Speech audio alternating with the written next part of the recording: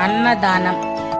పమిడిగంటం వెంకటరమణదాసు గారు 130-140 సంవత్సరముల క్రితం భద్రాచలములో వచ్చే భక్తులకు అన్నదానం చేయాలి అని అనుకున్నారు. ఆ సమయంలో అక్కడంతా అడవిలా ఉండేది. ఏవి దొరికేవి కావు. అన్నదానం చెయ్యాలంటే అతని వద్ద తగిన ధనం లేదు. అప్పుడు పక్కన ఉన్న ఊర్లకు వెళ్ళి భిక్షం తీసుకొని వచ్చి బియ్యం పప్పు తెచ్చి పప్పు అన్నం వండి పెట్టేవారు. అలా జనం బాగా పెరిగారు. ఆయన ఇప్పుడు వృద్ధుడయ్యాడు. భిక్షం ఎత్తుకునే ఓపిక తగ్గింది.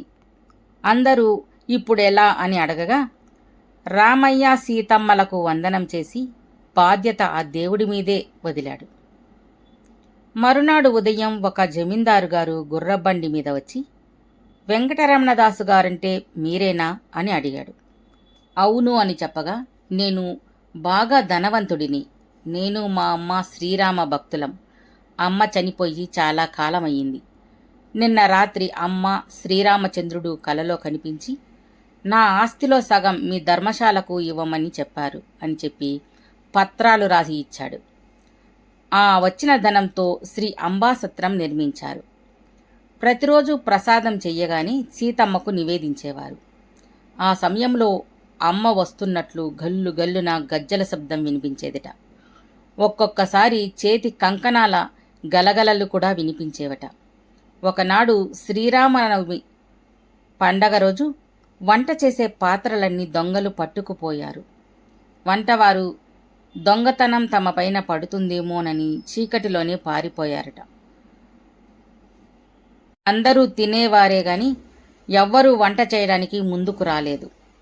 ఆ సమయంలో శ్రీరాముని ముందు కూర్చొని వెంకటరమణదాసు గారు బోరున ఏడవసాగారు. అప్పుడు శ్రీరామచంద్రుడు అది చూశాడు.